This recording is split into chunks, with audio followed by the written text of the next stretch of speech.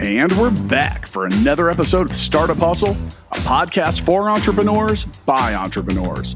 If you want to start, own, or build a business, then you're in the right place. We bring you the real truth about what it's like to take something from concept to launch. From growth, innovation, experience, failing, or winning big, we've got you covered.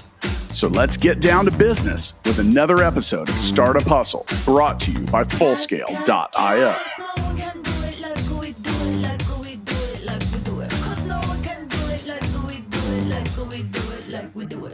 And we're back. Another episode of Startup Hustle. Matt DeCourcy here to have another conversation I'm hoping helps your business grow.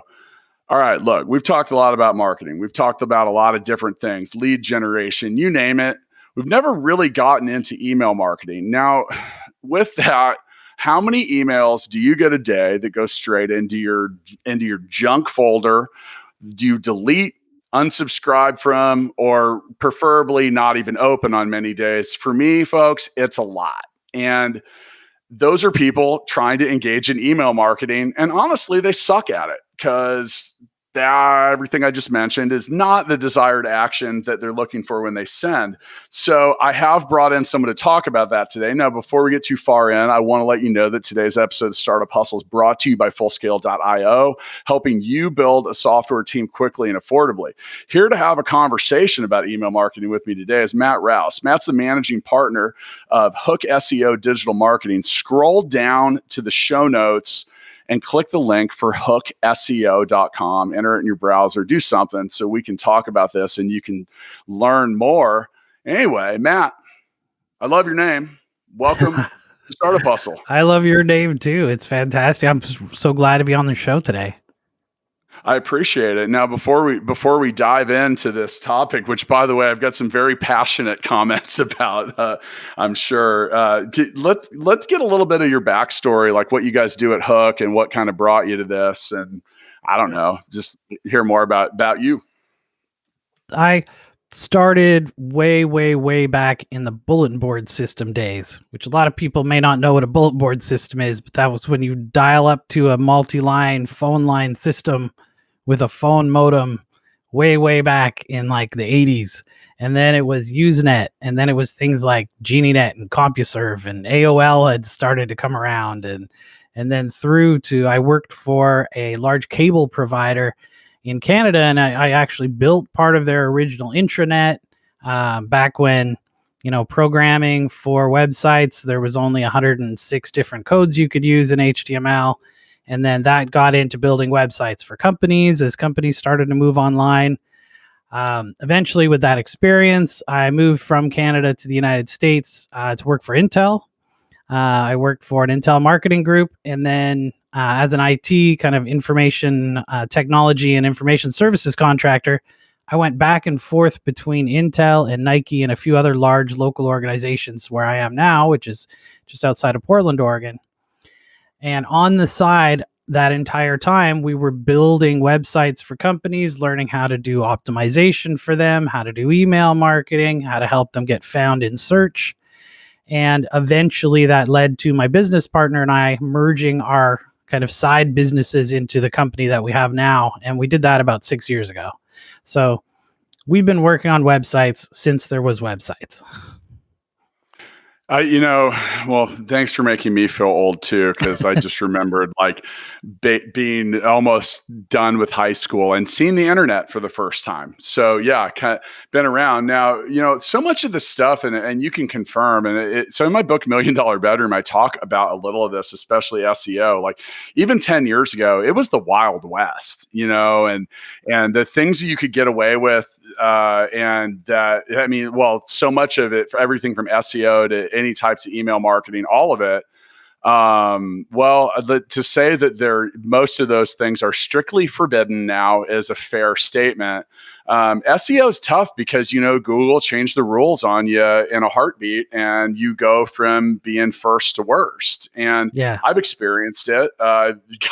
Was killing it with some websites and got a real nasty Google penalty, the kind you don't come back from, and got to feel that heartache. Now, Some of that stuff's become more sophisticated. I know we're going to talk about email marketing, but that's been the same. It's followed the same path. Like the systems and the servers and everything, they're really set up to avoid spam and do a lot of stuff. So, I mean, when it comes to successful email marketing, I mean, where do you want to start? Like, do you want to start? I mean, or should we start with some of the things you shouldn't do or some of the things you should do? There's things with SEO and email that are very similar. And the biggest problem with both is that the internet is full of garbage. There is crap everywhere. There's terrible, terrible emails. You got to think like Google's only even indexing less than 10% of what's actually on the internet. 90% of it is either stuff that for some reason Google doesn't want to index, which, I mean, depending upon how much you're into the conspiracy side of things, might be information that they don't want the public to see, but the rest of it is pretty much garbage. And you can just open your inbox and you can see crap all day long, every day, right? People are sending garbage constantly. They're writing from an SEO standpoint, people are writing blogs and stuff on their website that no one reads. And just like there's all of this content being created that is basically worthless. And talking about the Wild West of SEO, the Wild West of SEO is kind of making a resurgence right now. And I think it's come to a couple big factors. One of them is Google has kind of made a shift over the last 5 years or so from like they had that kind of do no harm kind of mindset, and now it's like whatever we can do to get more advertising mindset. So they've kind of let things lapse on the side of caring about the business person, honestly. I don't want to get you, another Google penalty or anything, but things are coming back in the Wild West of SEO. If you want to talk about that briefly first.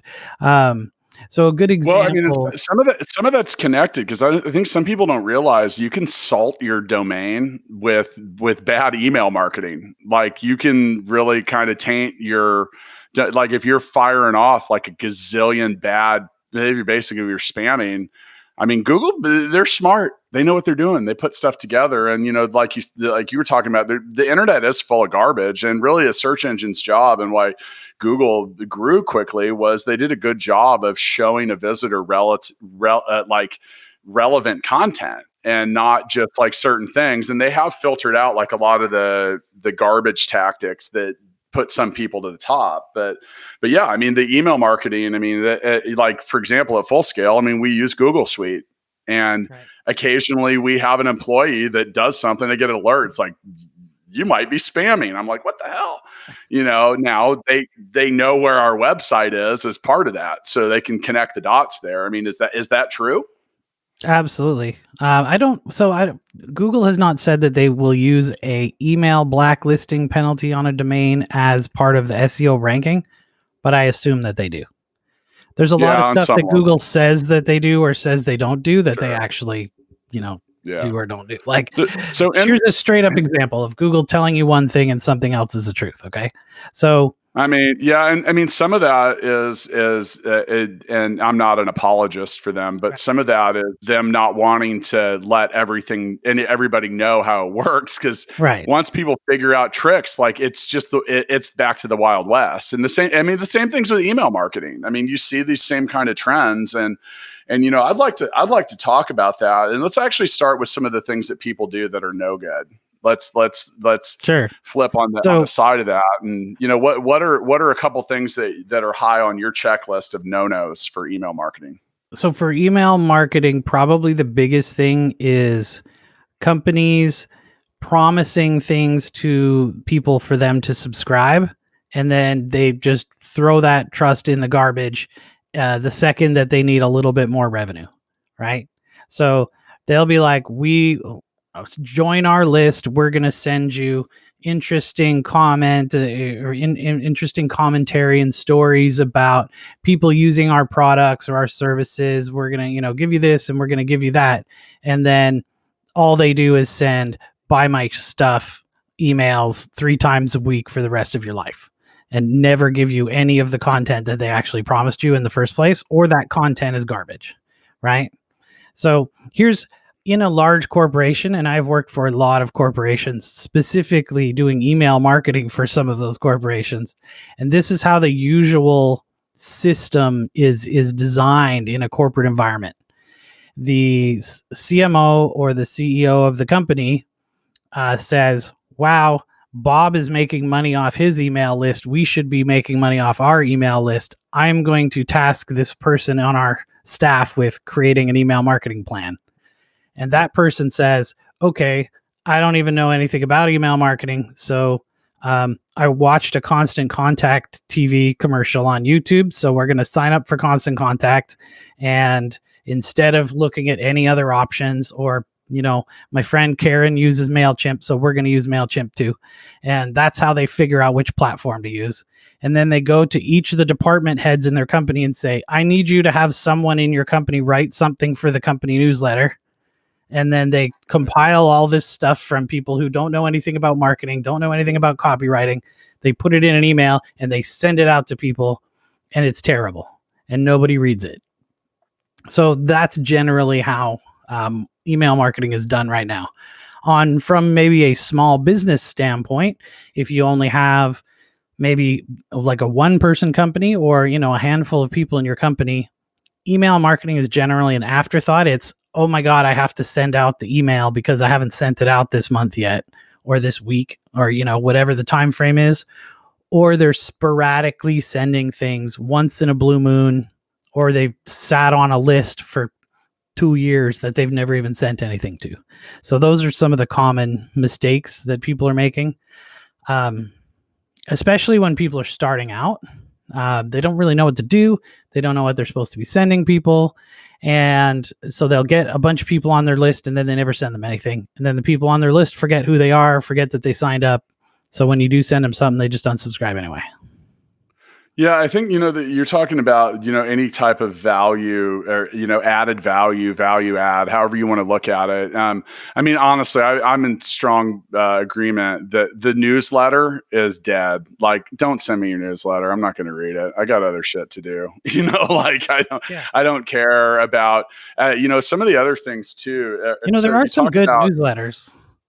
Sure. They're But few and I far mean, between. I get a lot of them they were unsolicited. I'm like, I don't Yeah. care about Cigna Health's newsletter update. I'm not even a client or a customer, and I don't Right. care. And then you talk about value added. I think some of the things that were, all right, how many COVID-19 policy updates did Right. you receive? I was totally just to ask you that question. I was gonna be like, how many companies that you don't even remember ever doing business with them sent you a thing about COVID that you could not give a shit about?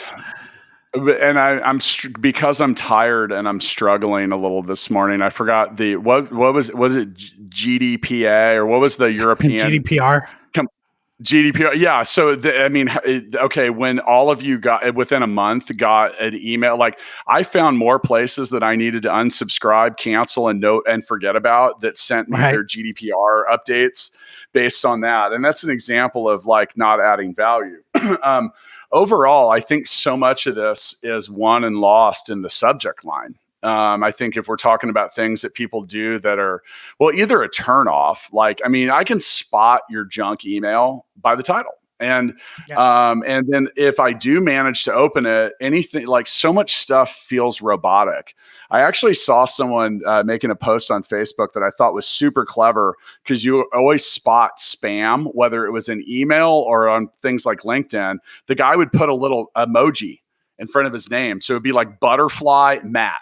Right. So if he got an automated email, it would be like, "Dear Butterfly Matt," or the same thing. And you would always know that it was a robot. I was like, okay, that's halfway clever. That's not the worst thing. But, he was pointing out that having done that, he realized how much robotic crap he was getting. Now, for me, I can spot that from 100 miles away. I mean, most of it. Now, the funny thing is all right, so I own a company that has about 200 programmers in it. And every day I receive 3 emails trying to sell me dev services. Right. I'm like, this is the worst. So part of that is like, have you done any research? Are you just blasting things out in a million different directions? Because I'm not your Huckleberry on that one, and I wonder who is. My And company's there's so called many. Hook SEO, and we get 10 to 20 SEO emails a day from companies Yeah, asking us if we yeah, want SEO work. Like, I like, obviously there's no person involved in that system, and whoever yeah, and set it up is not good at many setting it up. many are written in my native language of English, and they're really poorly written, which is another thing. I think a big mistake is, you talk about the template or being written by people that don't do marketing stuff. Like, if you haven't ever written a template, you need to understand that certain things change in certain variables and, Right. different stuff. It just looks it's just clunky. So, another thing is now a no-no, and things that'll get you in the spam box and really like in the junk box a lot are things like, well, sending that stuff out and not having a unsubscribe link, and not doing things like having a phone number or the location of your business in there. And those are some of the basic tenets of email marketing that a lot of these platforms look at. And honestly, the reason why you'll get a spam notification, because those are some of the things that we look at. Did I leave anything out there?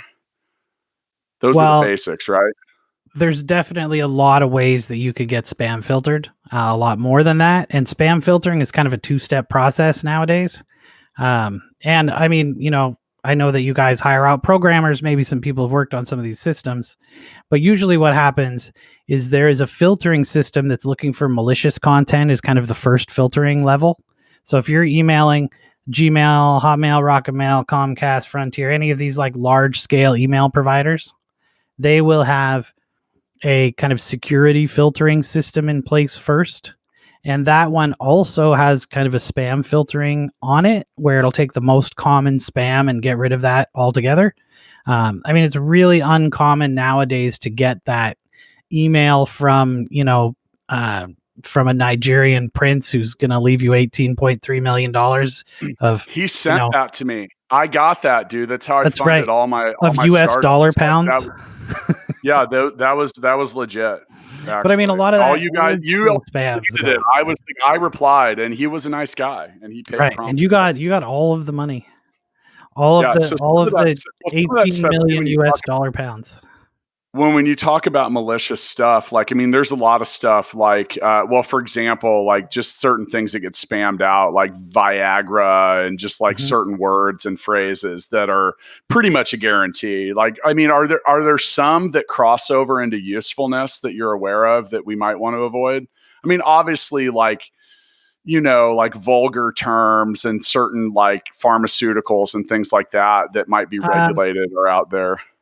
Yeah, I'm not even really sure that vulgar terms are really cleaned that much, because companies don't usually send they can be. It's like buy Cialis, buy Viagra. Yeah, like if it's a drug name or something, it's likely. But I mean, if somebody's using like sexual terminology, it's unlikely to get spam filtered because that's stuff that people send to each other. That they email each other commonly. Somebody swears at their buddy or tells them a joke or something, right? But I think the spam filtering system is the first layers to get rid of the really bad stuff. And there's also in that system, there's a spam filtering system in there that is engagement based. And I think that's a big thing that people don't know anything about. So let's talk engagement about it based. I mean, like who's actually opening and like replying or clicking or whatever. Yeah. So let's say you're sending a lot of the same email to a lot of people on the same platform. So let's say you're going to send 1,000 emails from your list just to Gmail. Then Gmail will look at those emails and say, okay, these are all the same except for the first name of the person in the first line or whatever. So we're only going to deliver 100 of those 1,000, and we're going to see what happens to those before we make a decision to deliver the rest. And if most of those get deleted or marked as spam, they won't deliver the other 900. They just delete them. So they don't even go to the spam folder. They're just completely never delivered. So that's the first one. And in a world of like AI and machine learning, like doing stuff like that isn't really high technology these days. Yeah. I mean, that's probably pretty easy to pull off, especially if you're any of these companies that can do that.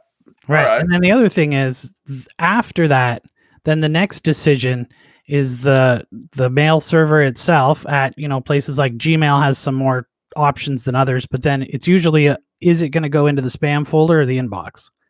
Google, there's also like the promotions folder, so there's more than one folder, but it's where does the email get put after you get it? Does it even make it to your inbox? So you got to get past 2 spam filters.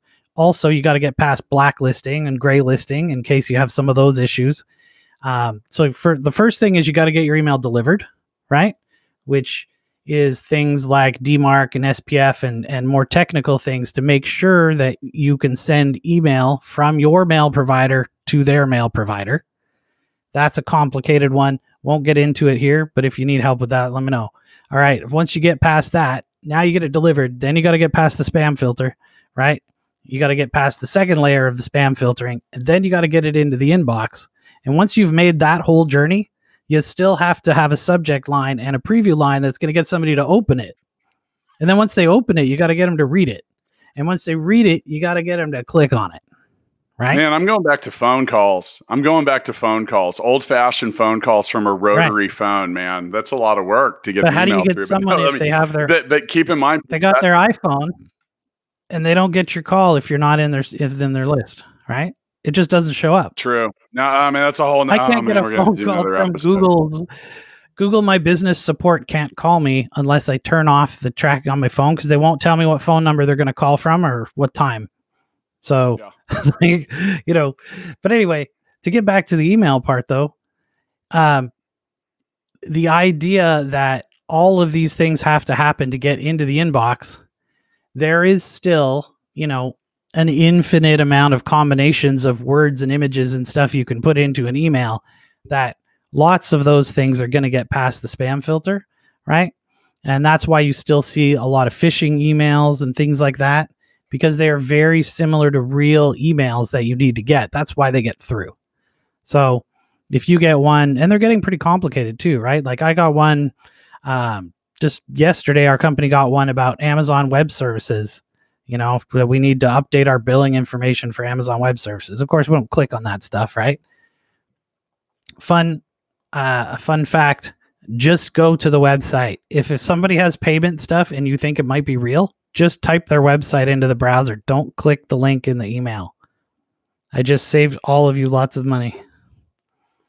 What does the click do? Well, if you click on it, it could be a spoofed address. It could be something like, it looks like www.paypal.com, except it's actually www.paypal1.com or something. And so you don't notice it and you click it, then you type in your information and then they steal all your money. Gotcha. We had a client who clicked on a link where they had sent a wire transfer payment, and one of the computers in their office apparently had been compromised. We don't handle their IT security, by the way, just saying. But their compromised computer, the people knew that they sent that wire transfer, so they sent them another email and said, oh, your transfer didn't go through, and had the actual information for the transfer. You need to send it again. And they sent somebody $36,000. So nice. Yeah.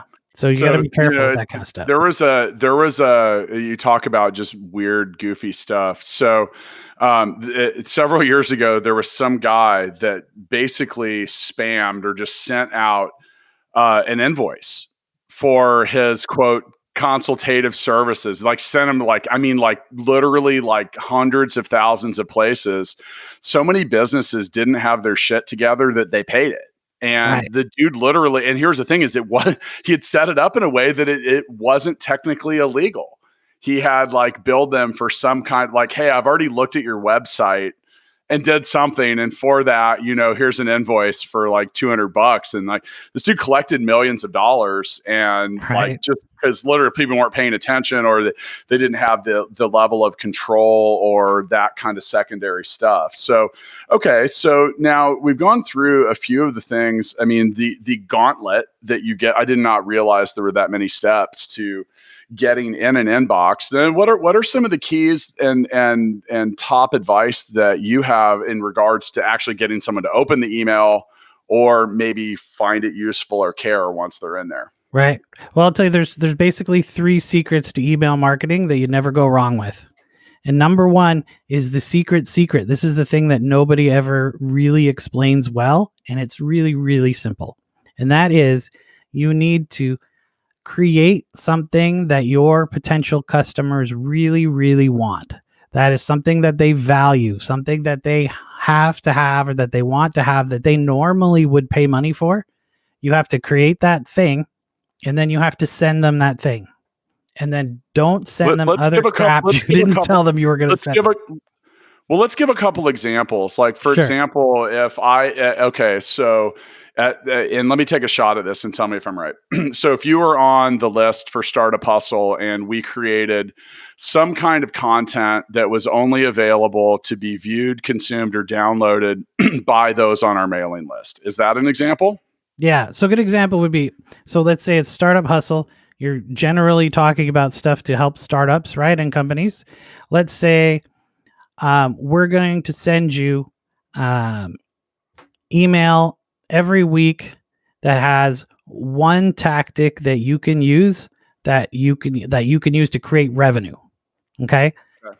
That means that every week you need to send them a tactic that they can use to create revenue and not something else. Right? Okay. That's where everybody goes wrong. So if you said, join the Startup Hustle, and every week I'll send you a tactic that is going to help you make money, and then week 3, you send them, hey, buy our new hats. They're $19.95 at our Cafe Press store or something, right? That's not what you told them you would send them, right? Yeah. Now, it's okay if you send them what you said you would send them and said, if you're also interested in getting a hat, we have some, here's where you can get them. That's fine. Right. But you have to tell them, you have to offer them something that they want, and then you have to send that thing to them. Okay. And then Yeah. secret number 2. Okay. Go ahead. Go We got ahead. number two. If you have a question, I'm good with it. Number 2 is you got to have a clean Well, list. yeah, yeah. Okay. I'll wait till the end. All right. A clean list. A clean list. That means do not hide the unsubscribe link in tiny, tiny 6-point font in the bottom of the footer, the same shade as the background, just to try and hide it so people won't unsubscribe. If people don't want to be on your No, list, no get them white, no off of white your list. font on white no Right. white No font white on on white white, background. no ghosting, none of that BS. You know what? There's a list. Crap, the guy's name escapes me right now, but it's fantastic. He's got an unsubscribe button that takes up almost the whole screen, and it's just giant, right? And it's got him pointing at it and like, unsubscribe if you don't want this newsletter. And I'll tell you why. There's 2 good reasons why. Number 1, the people who would have unsubscribed but don't because they couldn't find the link are just going to mark it as spam. And now more of your emails are going to get fired into the spam folder because of what I said earlier, right? It's based on engagement. So you're going to get spam filtered. Other people are going to get your emails into their spam filter because the people who you didn't let unsubscribe. And number 2 is the people that you want to unsubscribe, you have to pay for them, right? You pay by how many subscribers you have on pretty much every email platform there is. So you're paying to send emails to people who don't want them. Right. So you want Right. clean. And that's pointless. And right. I mean, really, it's just kind of and honestly, if I was your brand consultant, I'd say that continuing to do that. Not when I find something okay, first off, I start every day by deleting like a stupid amount of emails. Right. Called the purge. I run into some that don't have an unsubscribe, and I'll tell you what, like that's brand damage. Like, yeah.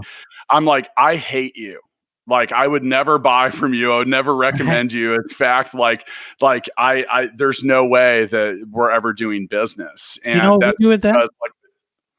Tell me. We blacklist them because we have our own mail server. So now everyone on their whole domain through their whole company can't send us email. Yeah. So, all right, there's a third secret. There is a third secret. And I feel like you're going to tell it, and I'm going to my life is going to be changed. So lay it on me. Well, I'll tell you what, I did email marketing courses in person for 6 years. And this is kind of the thing that people look at me kind of like I just showed a dog a card trick. So if people aren't responding to your emails, then your emails are too boring. And people look at me, they're like, people are supposed to reply to my marketing emails? Yes. You want people to reply to your email, right? If you're firing out emails hoping that nobody writes you back, you have the wrong strategy. Okay? Because, and it goes back to this same thing again, because whether an email lands in someone's inbox or not is based on engagement. So if they reply to your email, most email software now, like Outlook and Gmail and all these ones, they come preset that if you reply, it'll add that email automatically to your address book. And emails in your address book get put into your inbox. So if you want your emails to land in people's inbox, the easiest way is to have them reply to you. Does that make sense? Yeah, no, yeah, without a doubt. And it's funny because I like to keep the brands that we own and manage very similar to our own personality styles. And for those of you that listen or maybe even know me, I'm super upfront and candid. So like we'll have subject lines that are like titled like blatant sales pitch. Right. And just I think stuff that's great. like that. Well, what it is. Well, here's the thing, dude. Like because at first we did some stuff and we reached out to people, and like here's the thing: is like it's like you gotta differentiate and some of that, and like here's the thing: I want you to know what's in the email, and it's a sales pitch. And now here's the funny thing: is like, okay, when we started taking that left field approach, and we have some like your keyboard soggy. Like, and you open it up and it's like email and marketing are so watered down, like, do you feel like your keyboard's drenched? I don't know. Like we have a whole bunch of them, and our engagement rate and our response rate like doubled, like the day that we just started being real candid with all that. And, like, and in the body of the email, we're like, hey, look, I realize you don't need another email about development services. So I'm sorry to add one. But that said, we're a little different, and we tell them why, and we keep it short. Like I think with email marketing, if you're like even bordering the too long didn't read, like you're way past it. Like get right to the point. We put some things in there, like we own gigabook.com. So here's a link. If you want to talk to me, here it is. Click this. If you want to see an example of a developer, here it is. And if you want to unsubscribe, here this is. And that's it. And pretty straight into the point, like no one's going to read your 500 word email, people. Like, I mean, bang, bang. I would say before you jump on the don't write long emails train, we've tested this heavily. Okay. And for different audiences, different lengths of emails work. And I think what you need to do is test them. The average email that I send to my list is about 2 pages long. So it's generally over 1,000 words. And we get 5 to 6 replies every single time we send it every week. Plus, on top of that, we have about a 26 to 37% open rate week for week, depending upon what time of year it is. And is that value added content? I mean, is that like, because that sounds kind of newslettery, Matt? It's, we actually write the equivalent of a business short story. So it'll be some kind of story that is like a business anecdote that then goes into the tactical information about that thing for the business. However, I like that. I could buy into that actually. Like, I mean, meaning like the writing part, like, and some of that is, you talk about that left field approach. The number one feedback we get on this podcast is people say, I love that you're not afraid to talk about failure. So I started asking people why when they reached out, and they're like, well, when someone perceives someone as being successful and they see that person fails as much as they do, they don't feel like a failure either. So it's not that people want to look at the train wreck and rubberneck on the highway to see the carnage. It's like actually just boosting them up a little bit. It's like, oh, so this is pretty normal. And some of that stuff, I mean, you don't have to tell tales of sorrow and woe, but be realistic with your approach. Like, here's the thing. If you're a startup founder, guess what, folks? The odds aren't stacked in your favor. Statistics are not working in your favor. It's an uphill climb, All right. So you had a comment? Here's a failure email. And I use this often as an example, and I don't have the email right in front of me right now, but what I usually do is I take the latest email that I've gotten from a real estate agent or a mortgage lender, and I read it out loud. and they are the Mhm. worst emails to read ever. Yes. They are, Yes. the market has performed up 0.4%, but the average time on market is Uh, 3 days longer than it was in yeah. June and over June of last year. And then there's a giant graph with like 700 lines on it that nobody knows what it means, you know, and the whole thing is just terrible. Nobody wants to read it. It doesn't matter if it's short and to the point. You know that it's automatically been pre-generated by their CRM system and sent to everyone, regardless of who they are. And it's not personal. It has no opinion. It has no value really whatsoever. The information probably has a lot of value if you explain it to them, right? So if you said, there's this graph below, but if you look at the blue line, it shows that houses are selling faster, which means you're more likely to get um, an offer on your house sooner, or sell your house for more money now than you could previously. And you say, this is what this means. That's a good email.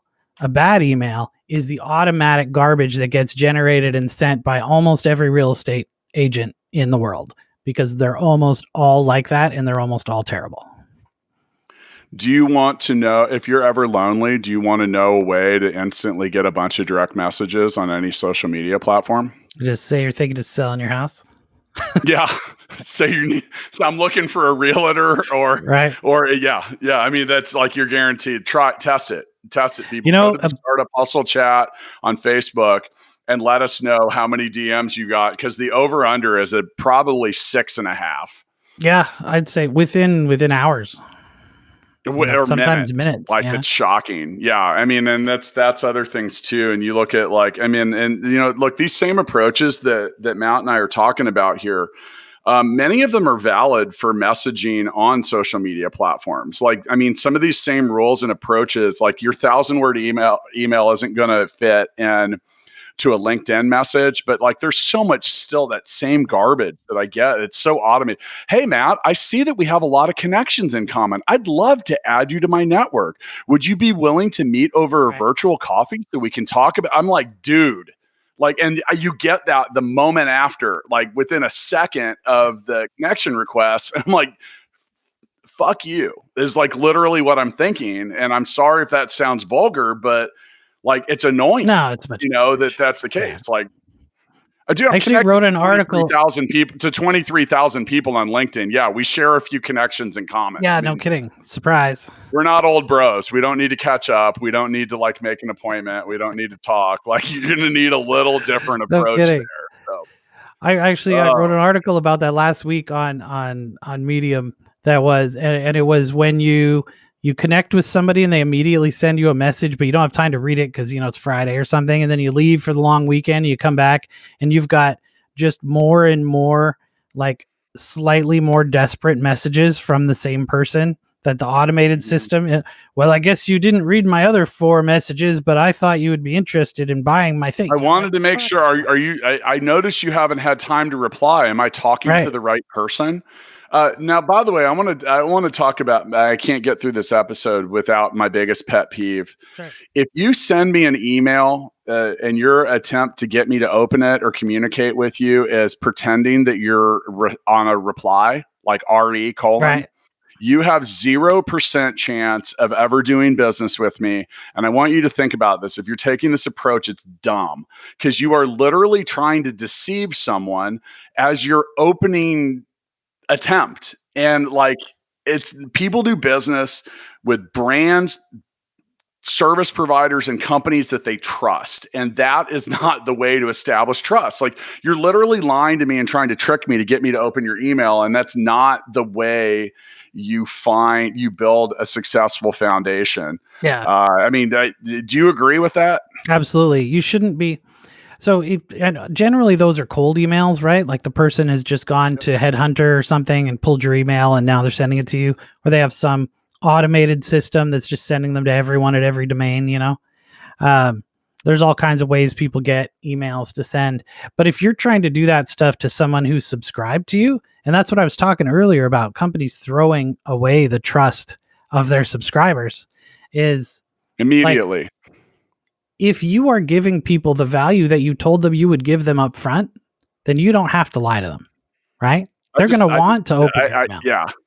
I'm just never going to do business with someone that's immediately trying to deceive Right. me. Like, there's too many people out there that want to earn my business, that are good at what they do, that are trustable, well, like fullscale.io. I got to get my brand mention in, or I'm going to get in trouble with my marketing people. So, today's episode is sponsored by fullscale.io, helping you build a software team quickly and affordably, and hopefully avoiding a lot of mistakes that it's not about hitting it with the hammer. It's about knowing where to hit it with the hammer many, many times. And, there's this old Thomas Edison story. It's Niagara Falls Dam.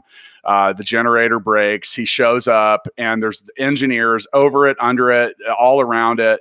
And they can't get this thing started. He yells at everyone to get away, walks over to the toolbox, picks up this big ball peen hammer, kind of looks underneath it, winds up and smacks the thing, and it starts right up. Next day, he sends invoice to the city of Niagara for $10,000 for fixing generator. They send it back. Could you itemize this? Have you heard the story before? Because I love it. And he's like, could you itemize it? And he says, okay, sure. Hitting generator with hammer, $1. Knowing where to hit generator with hammer, $9,999, and they pay the invoice. But that's the thing. And like, if some of this is above your pay grade, above your interest, or above what you want to deal with, I mean, that's where companies like your company helps other companies, right? Right. And so, we were talking about realtors a little bit earlier, and kind of the bad emails and stuff that we get from them, and headshots. Update your right. headshots, realtors. I'm over it. No more. Yeah, if it's 10 years old, come on. That's right.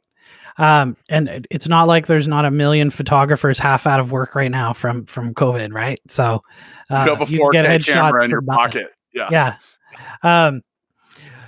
So a lot of the business that we do is actually selling things for companies to real estate agents, right? So they buy like marketing materials and swag and things like that. We work with a lot of those e-commerce brands. And one of the things that we often do is we get them on an email list, and they subscribe to the email list, and we send them information that's relevant to them building their business, right? And then they turn around and then send automated emails out after they unsubscribe to automated emails from other companies, right? And I don't want to pick on realtors. I'm just saying that because we have experience with it. Most people do this. What they do is they go, you know what? They look at their phone, they check a couple notifications, they open their email, they go delete to all this stuff that's automated crap, right? And then the few emails from companies that they actually like, that have valuable information for them, they read those, and then they go to do their own email marketing, and they send a bunch of automated garbage that they would delete themselves. And people have to stop doing that. I mean, it saves all of us from having garbage in our email that we don't want, right? If everybody could just do better email marketing. That's a simple exercise in empathy. I mean, we talk about that in our own marketing meetings and our own approach. Like, we shouldn't be attempting or doing things that turn us off. Like, I'm way more likely to open an email that has a subject line "blatant sales pitch" than I am most of the titles I get. So anyway, that said, we're near the end of this episode of Startup Hustle. Once again, sponsored by fullscale.io. You need a dev team. You need some help with your tech. Give us a call. You need help with SEO, email marketing. We don't do that. So maybe give Matt a call or a click. In the show notes, you will find hookseo.com. All right. We end episodes of Startup Hustle with the Founders Freestyle.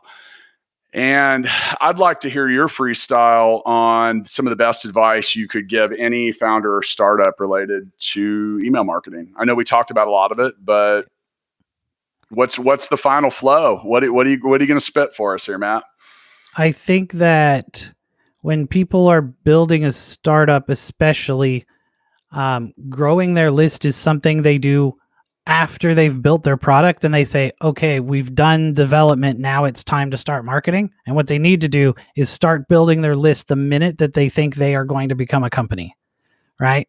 You need to, as soon as you have a website or something up so you can start building your list, you need to start building your list, because that is who is going to make you your money when you first start, right? Those are the people who are going to sign on. Good example is Rand Fishkin from Moz, big in the SEO world, right?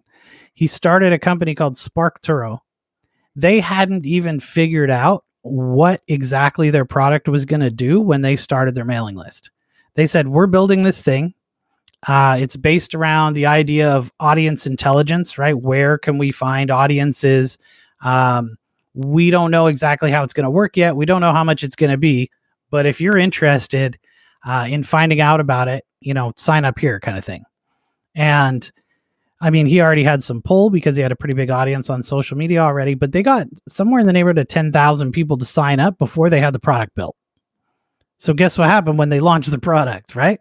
Now they've got 10,000 people to market that product to. Yeah, and I mean, I think that that's great advice, and as well though. Like one of the things is, did you have another comment? I'm sorry. I was going to say there are literally hundreds of ways to build your mailing list, and the probably the greatest way to build your mailing list is just like the secret of email, right? Find something that your potential customers want.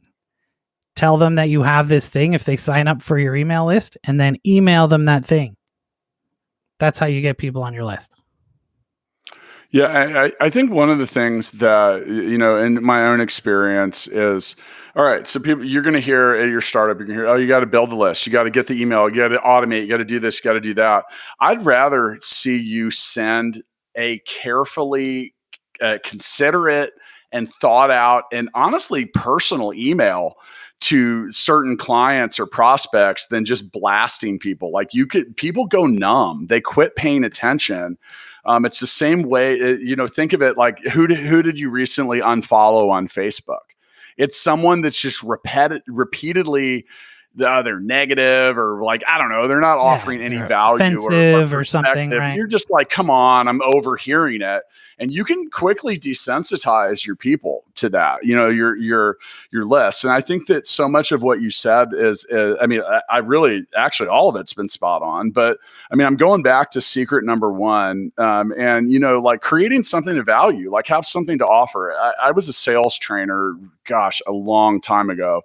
But one of the things is like, and the rule we had, if you're gonna call someone to follow up, you have to have a reason to call.